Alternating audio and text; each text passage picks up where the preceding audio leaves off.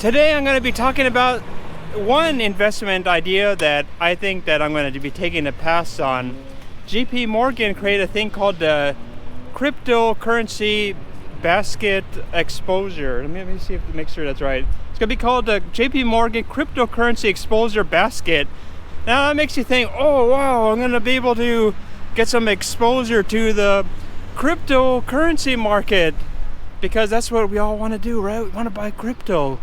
But the problem is, even despite using the name cryptocurrency in the name, you will not get any exposure to any cryptocurrencies. Can you imagine that an investment that starts off saying cryptocurrency exposure, then has zero crypto in it? That sounds insane. So what is in the cryptocurrency exposure basket by JP Morgan? It includes things like that are related somewhat to cryptos, like PayPal. Oh, PayPal is going to be allowing you to buy crypto with it, or Riot, you know, the crypto mining. Riot is a crypto mining firm, and it has also it has that graphics card manufacturer. What's that one? AMD or Nvidia. Oh yeah, Nvidia. So it has things like that, and then it says, "Oh, this is your opportunity to get an exposure to cryptocurrency." But in reality, these things are not 100% correlated with cryptocurrencies. I mean, you might have Bitcoin going up 200%. This stuff might go up along with it, but it might not. And so I think it's very, very important to realize that just because you bought an industry that's somewhat related, it doesn't necessarily mean that you actually gain the opportunity for the same gains. As an example, a lot of people have struggled with gold mining for a long time. Even when gold was going up, a lot of gold miners struggled because it's really not correlated well whatsoever.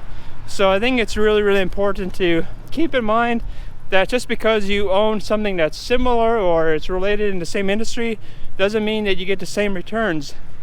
Now, there's some crazy things in this JP Morgan note, because it's actually some kind of debt instrument, because the SEC doesn't really want to, they want to delay allowing a crypto ETF. They claim that it's due to volatility and liquidity, all that kind of stuff. So as a result, JP Morgan knows that people are interested in this stuff. So, but they're adding some weird terms to this note. Like, for instance, they're not going to really provide you with dividends. Even if these companies provide you with dividends, they're not going to be providing it. That doesn't really make sense. The other issue that is really, really problematic is that I believe that this note will be charging you an annual fee of about 1.2%. Now, a lot of people don't realize this, but this is an era of free. Nothing, I mean, this is one of the rare opportunities where free lunches are available, because they actually disclose all of the companies that are in this crypto note and this supposed exposure to crypto. You don't really need to pay JP Morgan 1.2% of the fees for owning this. You could just buy these companies yourself. You don't really need to trust JP Morgan at all. So I think that's something to keep in mind, is that you need to save your money. Don't give these big banks your money. Just buy it yourself. You know what stocks they have. Buy it yourself. Now, the other thing that's very strange about this is that if you know the history of JP Morgan, the guy who runs it, I'm not sure if he runs it anymore. There's a guy who just really seemed to be very, very against cryptos, and then it's kind of weird that he's offering some supposed exposure to it. So it just makes you wonder if they're really even really in favor of cryptos at all. In fact, it's actually a little bit strange that they're not able to put any cryptos in this supposed note, because they have it in the GBTC. It actually trades freely on the stock exchanges, but I think they charge an annual fee of about 3%. Is that right, Denny? 2.5%. So that's a real exposure to the crypto space. The other issue is I believe that you cannot sell this note until the expiration, which is like about a year from now. So I don't believe it will be trading freely on exchanges either.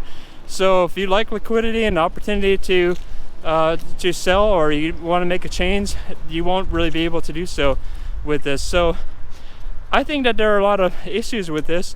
I think that they know that right now the crypto space is hot. Everybody wants to get in on it.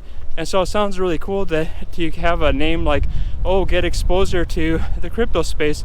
But in an era where people are a lot more sophisticated, I think that they really should consider just doing their own research and buying these companies on their own if they want. Not only that, but if you do want exposure to the cryptos, you don't need to go through a big bank like JP Morgan. You just can go through one of these really honest to goodness crypto brokerages like Coinbase, Gemini, things like that. The ones that are considered ethical and high quality.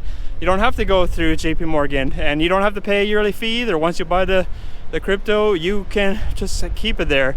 And also in many cases you can actually earn interest on your crypto that's stored there. So I am suspicious of this JP Morgan entrance into the crypto space, because I just don't think that it's probably the best investment. But of course, do your own diligence. If you want to invest in this, go do your own research. Maybe speak to an advisor if you want to, or just use some common sense, use your own best judgment, and read all the disclaimers. So that's it for today.